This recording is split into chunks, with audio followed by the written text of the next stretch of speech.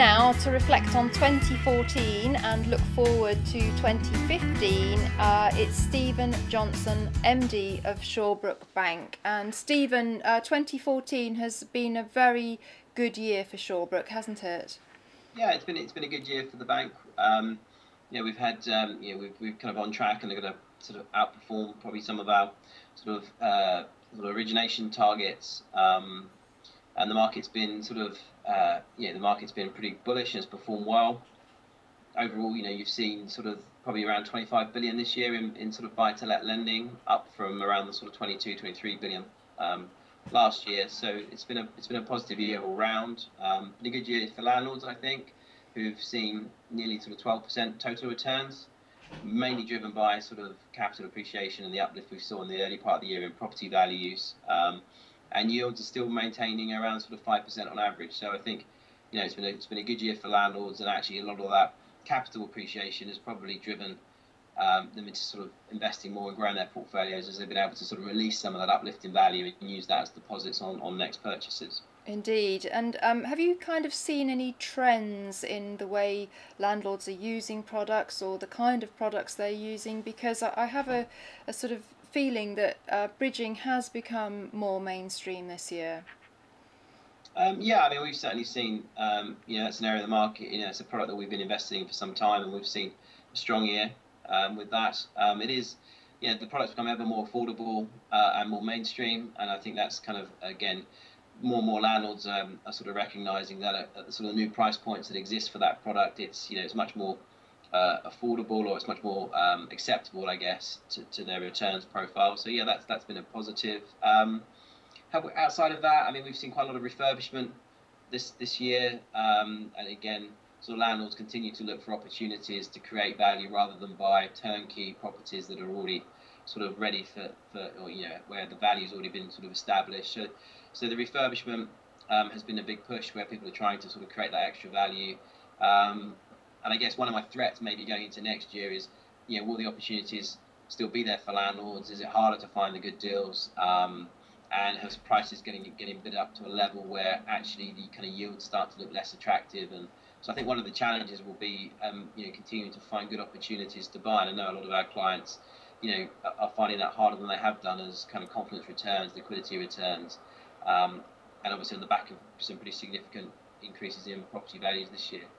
Well, there's many kind of threats in the pipeline, such as increased legislation. Mandatory licensing is one of those. Fear of interest rate rises, which again nobody can really predict. But overall, do you think that 2015 is going to be a good year to be a landlord? Because there's going to be a lot of new landlords entering the market from the pensions reform as well. So I think it's going to be the year of the new landlord in some ways. Yeah, I think the macro and sort of the outlook is still positive.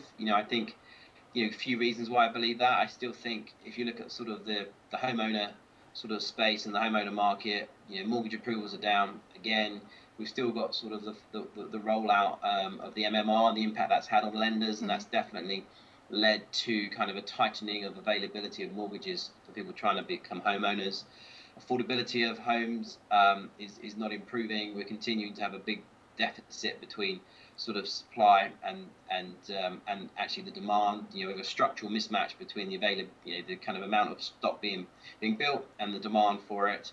That's obviously kind of keeping prices high, and I think it's just tough to be a homeowner in this market, and I think those headwinds will continue. So obviously I think that the consequence of that is it does drive more people into sort of the rented sector, and that will act as a kind of an underpin to rents.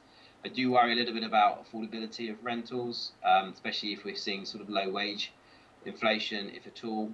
In London, I know that sort of 55% of income is going on rental. So how sustainable is that?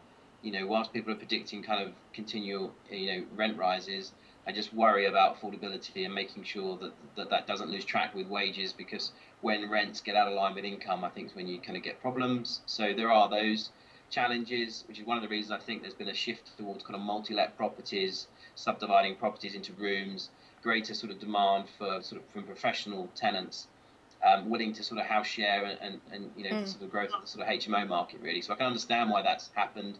Obviously, from a landlord perspective, the yields are better, and I think from a tenant's perspective, there's a willingness to do that. They need to do that because they can't afford maybe sort of renting on their own.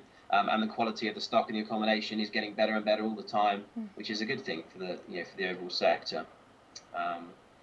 Yeah, I think selective licensing, you mentioned, that is clearly you know, a challenge. And funny enough, we got some notes through from our solicitors just yesterday of more boroughs signing up to it, more wards. There isn't a national register of it, so it is quite difficult, and I think it will affect sort of financing availability for landlords.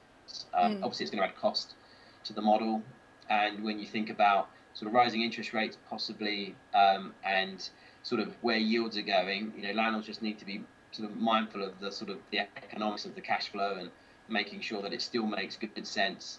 If you're a yield investor, you're probably going to continue to see your sort of profitability from that sort of get squeezed.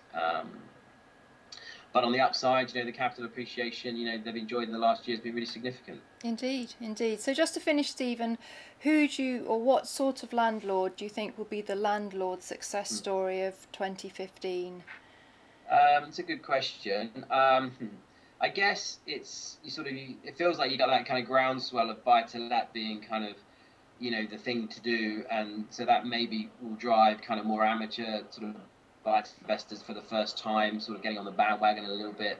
I suspect that sort of the professional landlords will continue to seek value and be kind of disciplined about making sure the yields work and the returns work and not overpaying for property. So maybe, you know, we might see a shift more towards kind of emerging landlords rather than the professionals, who are probably a little bit more savvy and only willing to pay, you know, to pay where they perceive there is real value, where they think the economics of the rent still work. So we might see a slight shift towards that. Having said that, I think the established landlords are the ones that have probably had a real uplift in their equity in their portfolios in the last 18 months, and that will probably give them the firepower to go out and continue to add to that portfolio and sort of transact quickly. So, yeah, you can sort of make two arguments really, but I think generally, yeah, the market is set for another strong year next year. It's very good to hear that from you. I guess we both agree that it's going to be the informed landlord that perhaps has the competitive edge, who's aware of all the products available, who understands intense due diligence, who builds relationships within their power team and within sourcing deals and so on. So there is an edge to be had. Sure. No, I think that makes a lot of sense. But yeah, I think, you know, there are some challenges and there are things that people need to be mindful of. But, you know, by and large, you know, I think the outlook continues to be positive. Fantastic. Well, it's great to have your input, Stephen. As always, thank you very much to Stephen Johnson, MD of Shawbrook Bank.